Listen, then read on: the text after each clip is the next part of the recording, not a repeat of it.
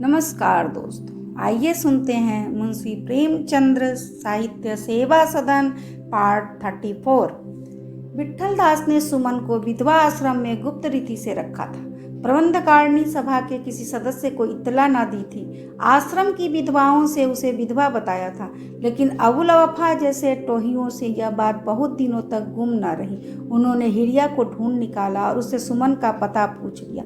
तब उनके अन्य रसिक मित्रों को भी इसकी सूचना दे दी। इसका परिणाम यह हुआ कि उन सज्जनों को आश्रम पर विशेष रीति से कृपा दृष्टि होने लगी।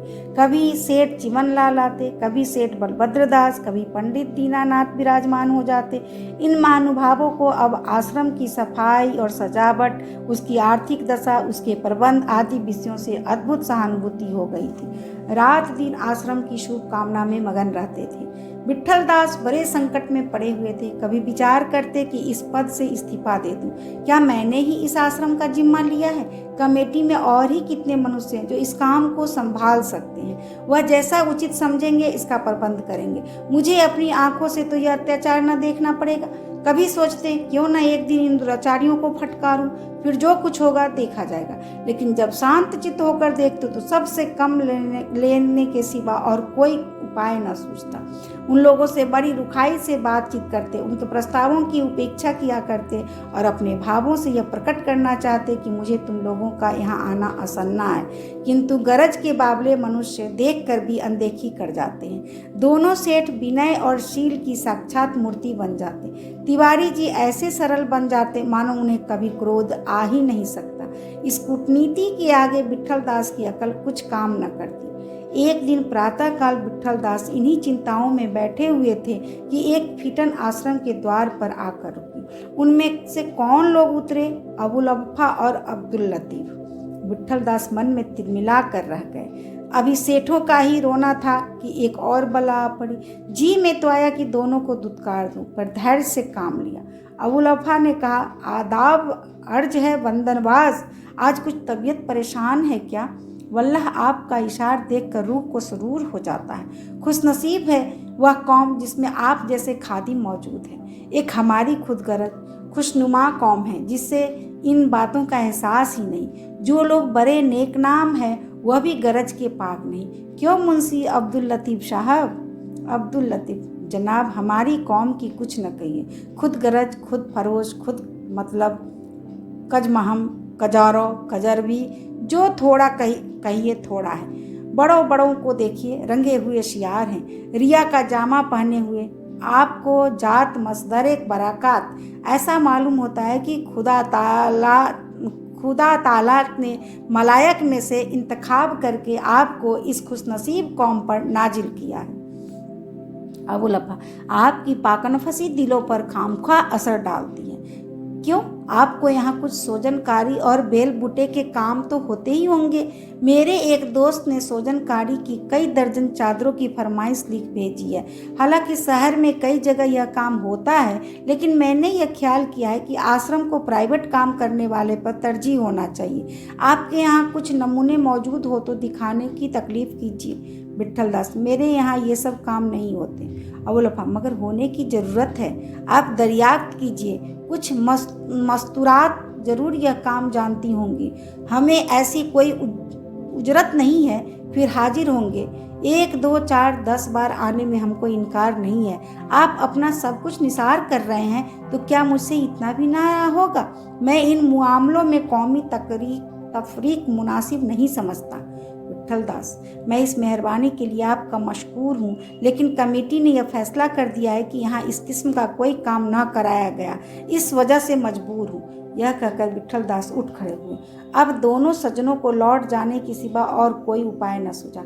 मन में विट्ठल दास को गालियां देते हुए फिटन पर सवार हो गए।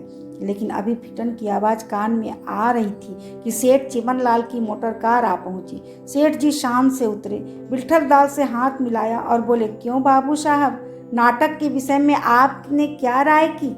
शकुंतला नाटक भरथरी का सबसे उत्तम ग्रंथ है। इसे अंग्रेज बहुत पसंद करते हैं। जरूर खेलिए। कुछ पार्ट याद कराए हो तो मैं भी सुनूं।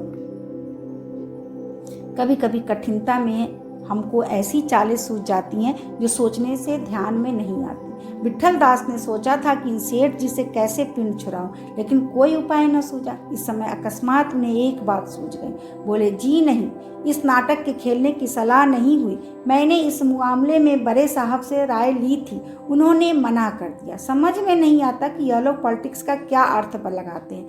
आज बातों ही बातों में मैंने बड़े साहब से आश्रम के लिए कुछ वार्षिक सहायता की प्रार्थना की, तो क्या बोले कि मैं पॉलिटिकल कार्यों में सहायता नहीं दे सकता। मैं उनकी बात सुनकर चकित हो गया। पूछा, आप आश्रम को किस विचार से पॉलिटिकल संस्था समझते हैं? इसका केवल यह उत्तर दिया कि मैं इसका उत्तर नहीं देना चाहता। जीवनलाल के मुख पर हवाइयां उड़ने लगी। बोले, तो साहब ने आश्रम को भी पॉलिटिकल समझ लिया? विट्ठल दास, जी हाँ, साफ कह दिया। चिमन, तो क्यों महाशय? जब उनका यह विचार है तो यहाँ आने जाने वालों की देखभाल भी अवश्य होती होगी।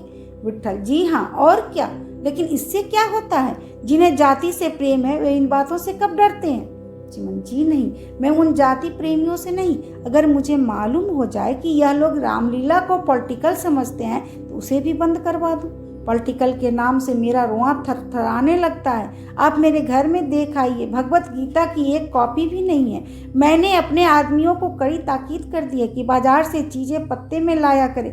मैं रद्दी समाचार पत्रों की पुड़िया तक घर में नहीं आने देता। महाराणा प्रताप की एक पुरानी तस्वीर कमरे में थी, उसे मैंने उतार कर संदूक में बंद कर दिया है। अब मुझे आज्ञा दीजिए। यह कहकर वह तोंद संभालते हुए मोटर की ओर लपके। विट्ठल दास मन में खूब हंसे। अच्छी चाल सूझी, लेकिन इसका बिल्कुल विचार न किया था कि झूठ कितना बोलना पड़ा और इससे आत्मा को कितना हाश हुआ। यह सेवा धर्म का पुतला अपने निज के व्यवहार में झूठ और चालबाजी से कोसों भागता था, लेकिन जातीय कार्यों में अवसर पड़ने पर उसकी सहायता लेने में संकोच न करना था। चिमनलाल के जाने के बाद विट्ठल दास ने चंदे का रजिस्टर उठाया और चंदा वसूल करने को उठे, लेकिन कमरे से बाहर भी न निकले थे कि सेठ बलभद्र दास को पैर गाड़ी पर आते देखा। क्रोध से शरीर जल उठा, रजिस्टर पटक दिया और लड़ने पर उतारू हो गए। बलभद्र दास ने आगे बढ़कर कहा, कहिए महाशय, कल मैंने जो पौधे भेजे थे वह आपने लगवा दिए या नहीं? जरा मैं देखना चाहता हूँ। कहिए तो अपना माली भेज दूँ। विट्ठल दास ने उदासीन भाव से कहा, जी नहीं, आपको माली भेजने की आवश्यकता नहीं और न वह पौधे यहाँ लगा सकते हैं। बलभद्र, क्यों लग क्यों नहीं सकते? मेरा माली आकर सब ठीक कर देगा। आज ही लगवा दीजिए, नहीं तो वे सब सूख जाएंगे। विट्ठल, सूख जाए चाहे रहे, पर वह यहाँ नहीं ला सकते। बलभद्र, नहीं लगाने थे तो पहले ही कह दिया होता, मैंने सहारनपुर से मंगवाए थे। विट्ठल, बरामदे में पड़े हैं, उठवा ले जाइए। सेठ बलभद्र दास अभिमानी स्वभाव के मनुष्य थे। यूं वे शील और विनय के पुतले थे, लेकिन जरा किसी ने अकड़ कर बात की, जरा भी निगाह बदली तो वे आग हो जाते थे। अत्यंत निर्भीक, राजनीतिक कुशल पुरुष थे। इन गुणों के कारण जनता उन पर जान देती थी। उसे उन पर पूरा विश्वास था। उसे निश्चय था कि न्याय और सत्य के विषय में ये कभी कदम पीछे न उठाएंगे। अपने स्वार्थ और सम्मान के लिए जनता का अहित न सोचेंगे।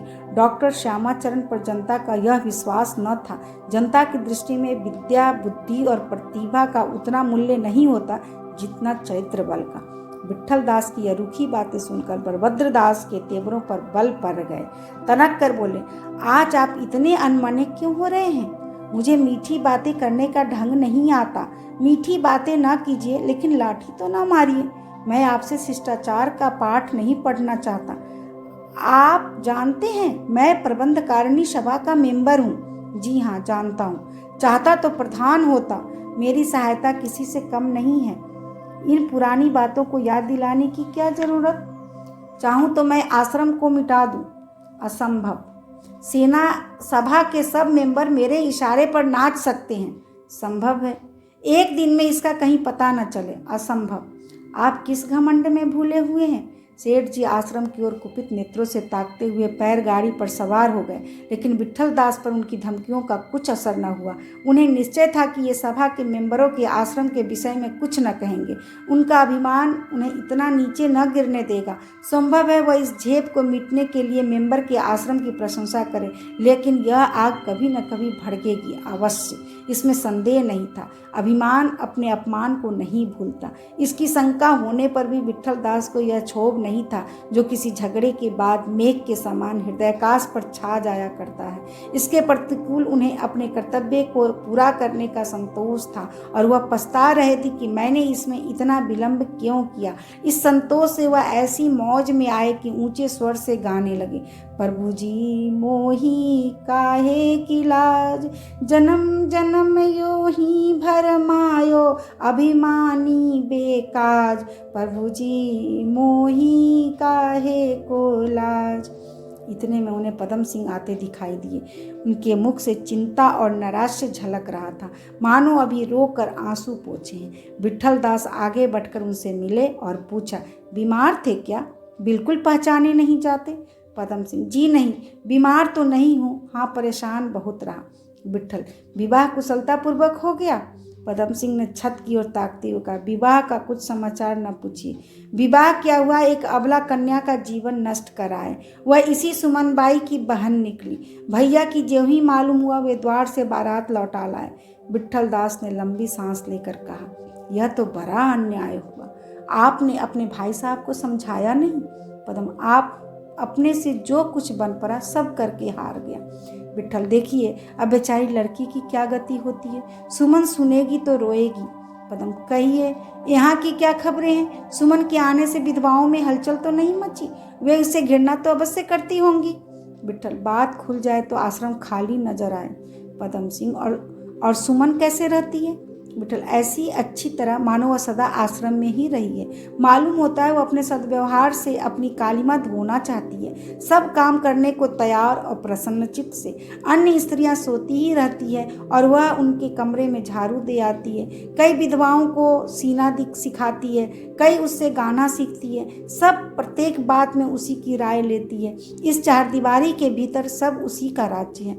मुझे कदापि ऐसी आशा न थी। यहाँ उसने कुछ पढ़ना भी शुरू कर दिया है, और भाई मन का हाल तो ईश्वर जाने, देखने में तो अब उसका बिल्कुल काया पलट सा हो गया है। पदम सिंह, नहीं साहब, वह स्वभाव की बुरी स्त्री नहीं है। मेरे यहाँ महीनों आती रही थी, मेरे घर में उसकी बड़ी प्रशंसा किया करती थी। यह कहते कहते झेप गए। कुछ ऐसे कुसंस्कार ही हो गए जिन्होंने उससे यह अभिनय कराए। सच पूछिए तो हमारे पापों का दंड उसे भोगना पड़ा। हाँ, कुछ उधर का समाचार भी मिला। सेठ बलभद्र दास ने और कोई चाल चली? विट्ठल साहब, वे चुप बैठने वाले आदमी नहीं हैं। आजकल खूब दौड़ धूप हो रही है। 2-3 दिन हुए मेंबरों की एक सभा हुई थी। मैं तो जा न सका, पर विजय उन्हीं लोगों की रही। अब प्रधान के 2 वोट मिलाकर बराबर हो जाएंगे। पदम सिंह, तो हमको कम से कम 1 वोट और मिलना चाहिए। है इसकी कोई आशा? विट्ठल, मुझे तो कोई आशा नहीं मालूम होती। पदम सिंह, अवकाश हो तो चलिए, जरा डॉक्टर साहब और लाला भगत राम के पास चलें। विट्ठल, हाँ चलिए, मैं तैयार हूँ। अभी आप सुन रहे थे मुंशी प्रेमचंद्र साहित्य सेवा सदन पार्ट 34। धन्यवाद।